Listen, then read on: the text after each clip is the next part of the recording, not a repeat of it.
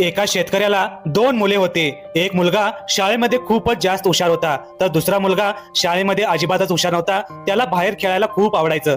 तो शेतकरी आणि त्याची बायको त्या हुशार मुलावरती खूप जास्त प्रेम करायचे. या उलट जो मुलगा शाळेमध्ये हुशार नव्हता त्याला ते नफरत करायचे. त्यातील एक मुलगा शिकून एक मोठा कलेक्टर झाला, तर दुसरा मुलगा दुसऱ्याच्या शेतामध्ये आणि घरामध्ये घरकाम करण्यासाठी जात होता. शेतकऱ्याने आपल्या दुसऱ्या मुलाला घराच्या बाहेर काढलं, कारण तो दुसऱ्यांची कामं करत होता. तो शेतकरी आणि त्याची बायको म्हातारपणी त्या कलेक्टर मुलाबरोबर शहरामध्ये राहायला गेली. एके दिवशी तो म्हातारा शेतकरी आणि त्याची बायको बाहेर फिरण्यासाठी गेले होते. येताना त्या शेतकऱ्याचा ऍक्सिडेंट झाला, त्यामुळे त्याला हॉस्पिटलमध्ये नेले. डॉक्टराने त्या म्हाताऱ्या बाईला सांगितलं की तुमच्या नवऱ्याला वाचवायचं असेल तर 5 लाख रुपयाची गरज आहे. आजच्या आज व्यवस्था करा आणि त्यांचं ऑपरेशन करा.